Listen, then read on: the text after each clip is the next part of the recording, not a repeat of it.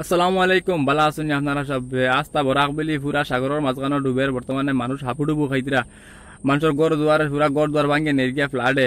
কিন্তু আমার স্টেট সরকার কোনো ধরনের এটা চিন্তাধারা তো নাই, না বাকল রিলিফ দিল, না কুচ্ছ করলো, না আমরা কানেক্টিভিটি আছে, রেলওয়ে কানেক্টিভিটি, না রোড কানেক্টিভিটি আছে, না কুচ্ছু নাই। এখন শোনা যায় খবর যে ডিএইচএস যেগু এক্সাম হইতো, যেগু third grade and fourth grade যেগু এক্সাম হইতো, ইকু বরাকবলিত কোনো সেন্টার নাই। এখন ইকু পুরা সেন্টার হইলে ফাইলা তোমার গুয়াহাটি আপার আসামিতে ফাইলা। বাইলা কিলা কদিন চলবো? আমার হিমন্ত জানা ভাই, আপনি মিটা মিটা গপ করেন, খুব সুন্দর সুন্দর মাত মাতেন, আপনি ইউথ সকলতে অ্যাক্টিভ বানাই দিন, আপনার দ্বারা আসবেন। কিন্তু ভাই ইলা তো করলে চলতো না। আমরা বরাকবলি মানুষ গোড়া পুরা বহুত বড় একটা ইকোনমিক একটা সেন্টার, তুমি এই বাজু দেখতে লাগবো না। বাগর কোনো পোস্ট পাওয়া গেল বরাকবলি মানুষের, না ইকোনমিক কানেক্টিভিটি আইলো, কিচ্ছু তো নাই। আজ গত 8-10 বছর থেকে ড্যামের ইঞ্জিনিয়ার কেউ নাই। ড্যাম ওটার লাগিন বর্তমানে পুরা তোমার খারাপ হয়ে গেছে।